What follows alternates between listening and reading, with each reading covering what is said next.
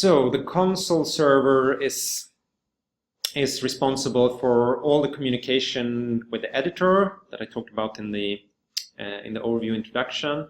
Responsible for sending message to the error console.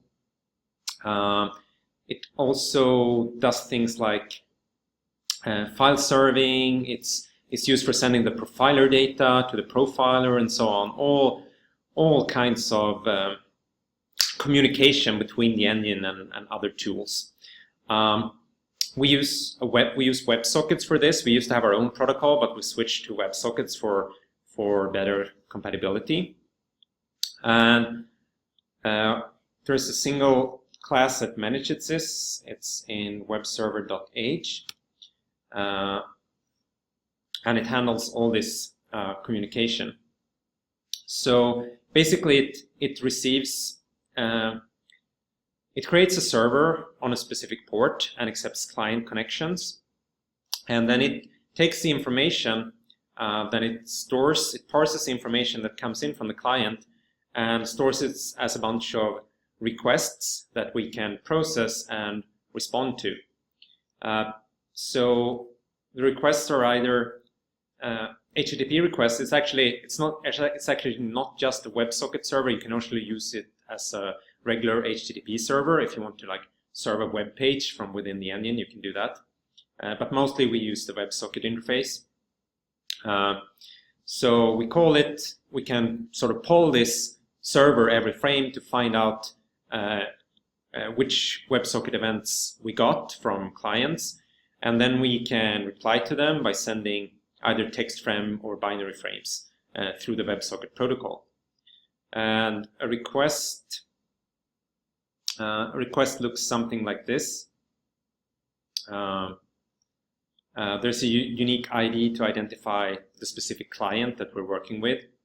There's a request target, which is the address of the WebSocket, which is it's just the empty string for our regular WebSocket server, but then you can create additional WebSocket servers under regular HTML pods. So to connect to the file server, for instance, you would connect to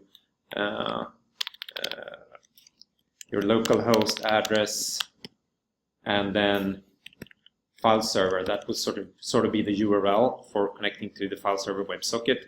So the request is that part without the IP address. So we can receive all kinds of different requests and handle them. And then there's the type of the event, which might be text message or binary message or open and close, and then the data that we got from the client. Yeah, as it said here, the request string can be things like profiler or file server, and it gets sent to different parts of the system. The web server here has sort of a recycling pool of memory pages that it uses to store all the data that comes in. So it allocates new memory pages as it needs to, sort of buffers up that system. There is some copying going on from when data comes in. It gets copied temporarily into this buffer because we might need to fetch more data before we get a full WebSocket packet, and then it gets copied out again to one of these request buffers for the requests that we pull for later. So there is some optimization that could be done here to reduce the copying a bit, copying back and forth. So that's something maybe to consider for the future. And this class, the web server class, just generates these requests, and then some other part of the system will actually look at these requests and process them and decides what replies to send and so on. And that higher level system is what we call the console server. It's called the console server because initially just used to send messages to the external console.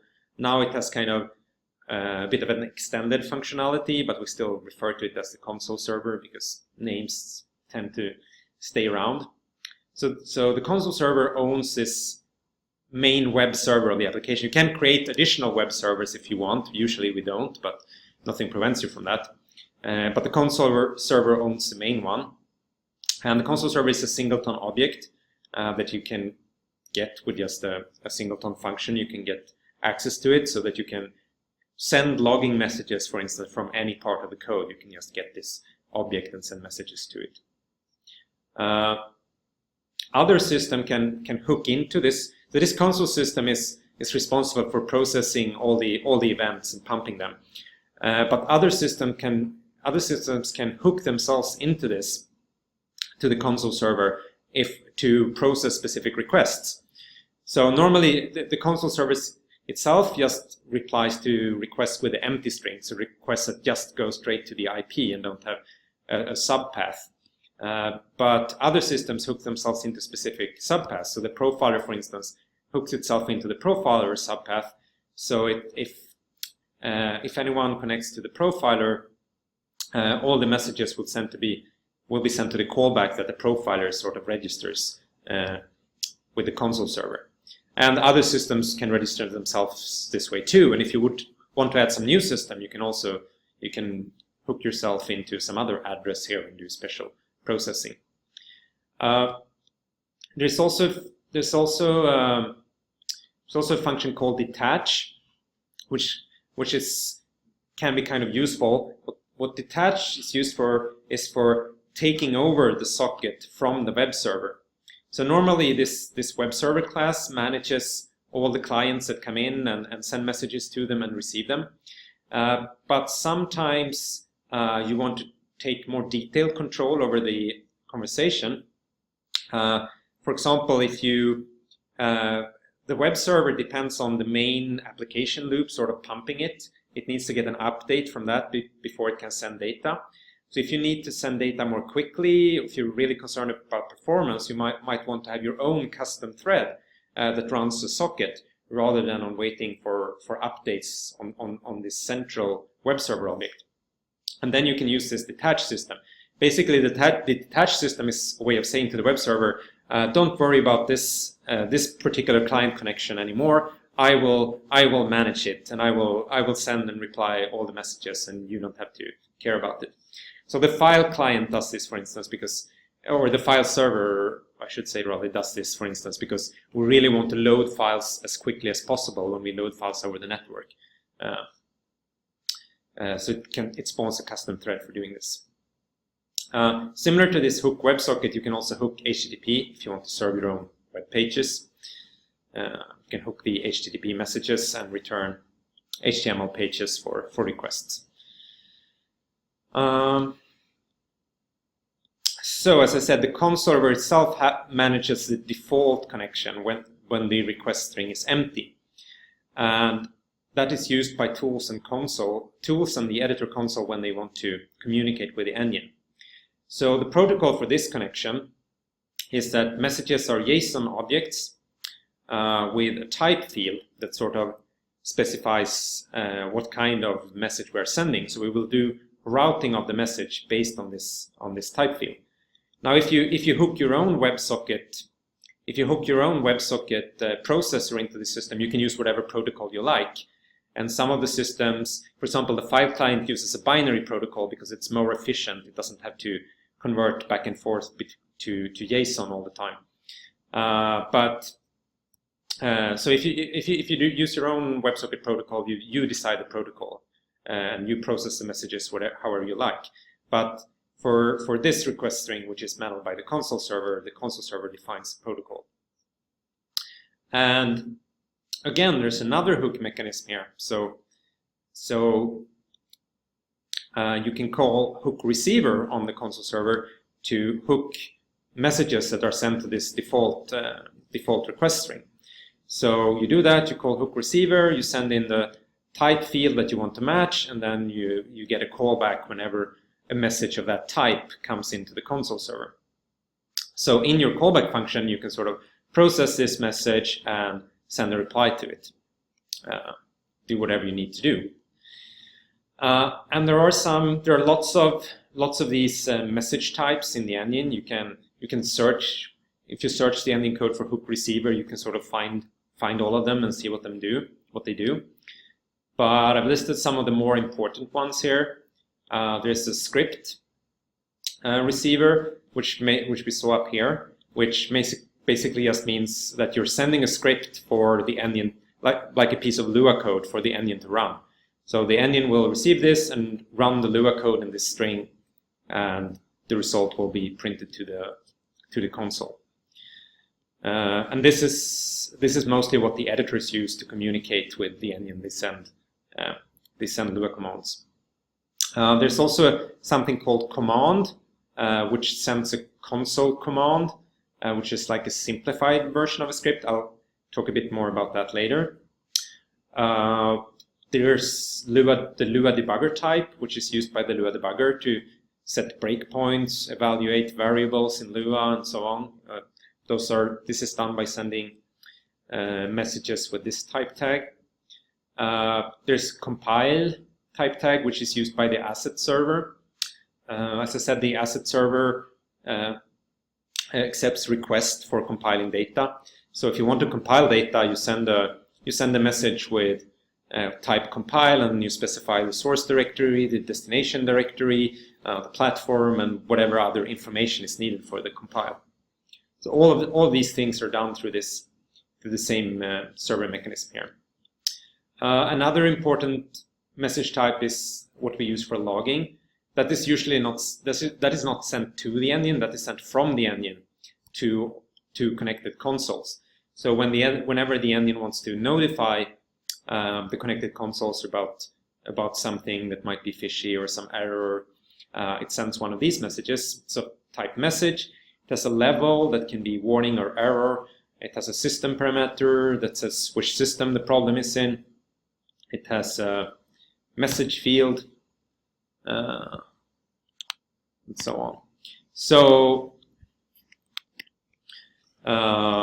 So these messages are received by the console tool, either the console tool in the editor or the external console, and they will sort of display them as log messages from the Onion.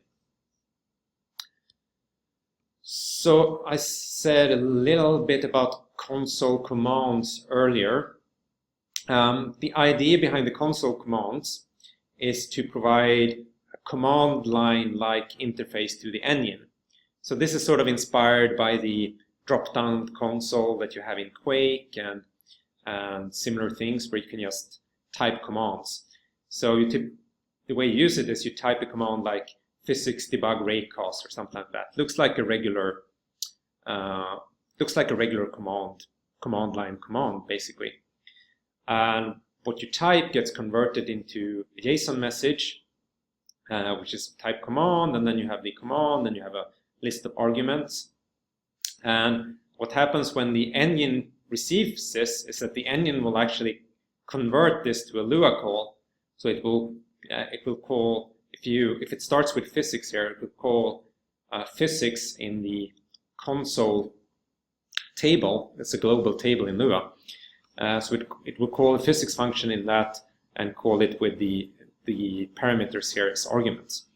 So you can actually extend this. You can actually extend the console from within your Lua script by just defining new functions in this table. You can create whatever console commands you have. So if you have like a game, you can create game-specific console commands for giving yourself invincibility or whatever, or unlimited ammo or whatever, however you need to extend this. So one thing to kind of note here is that we have lots of different options of adding this kind of functionality to the Onion for external programs to use. So if we want to say that we want to do something like implement setting breakpoints for Lua debugging, we have with all these tools we have a number of different options. We could create our own WebSocket receiving address. So we could create a WebSocket receiving address under Lua debugger. So and then just process all the WebSocket messages that come into Lua debugger and do whatever we like there. We could hook a custom JSON command type. So this is actually what we do for this case, but as we see, there are multiple options. So we could hook a receiver for the command type Lua debugger. So whenever we get a Lua debugger type message, we will process it and do something. We could also create one of these console commands for setting a breakpoint. So we could just create the console set breakpoint function and handle that, and then you could use set breakpoint from the command line in the console. Or we could just create the regular Lua API function, like Lua debugger, set breakpoint, and so on, and then you could just call that function. So given all these options, it's kind of, you can sort of wonder, why do we really need all these different ways of doing the same thing, and which one should I choose? Wouldn't it be better to just have one way of doing this? And I mean, I think they all have a purpose. The only one that I'm suspicious that it maybe not has a purpose is this sort of command line interface in the external console. I mean, the whole point of that, the whole point of the existence of that is that the belief that, well, it's simpler for users to write a command in this style, just write a command like that, instead of writing a proper Lua call like that. And you could argue whether that is true or not, or whether that makes sense. I kind of think that, I don't know, I kind of think that most users who use the console could learn to type something like this instead, typing something like this. Users who aren't that advanced might not use the console much anyway. So maybe it would have been simpler to not have these console commands and just have one way. Because now it's kind of, now you always have to make a choice, right? If you want to expose some engine functionality, well, should I expose it like a regular Lua function, or should I expose it as a command? And some things like enabling debugging are only available as commands and not as regular Lua functions, and it becomes kind of weird. But with this a custom command type, I would say that this the reason for doing this instead of having a Lua API function, well, there are kind of two reasons. One reason is that you might not be able to process Lua at all times. So this is especially true for the Lua debugger. For example, when you are paused in the Lua debugger, paused on a breakpoint, and you want to like evaluate some code, it's kind of weird to call into Lua at that point, because you're already broken in Lua, so it kind of creates a bit of confusion about what Lua scope you're really in. So in that case, it might be nicer to not do that through Lua, but have this separate command type system. Another difference is that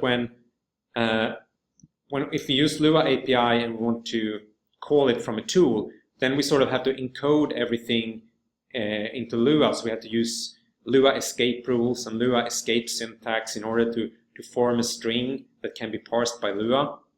That can be kind of complicated. It might be easier in some cases to form a JSON message instead of doing all this Lua escaping. But yeah, I don't know. A custom WebSocket address, I would say that's usually not the way to go, just because it's more work. Because then instead of just if you hook a receiver like this, then you just do whatever you need to do in the callback function, and you can send replies quite easily. If you do this, you have to sort of take care of the WebSocket protocol yourself and create the WebSockets and so on. So this is usually just done when you need that extra performance, or you want to send binary data, or do it like that. Yeah, that's pretty much all I intended to cover. Are there any questions?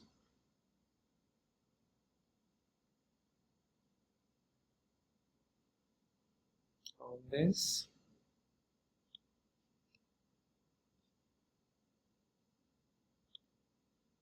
All right. We'll have the next talk tomorrow then. Cheers.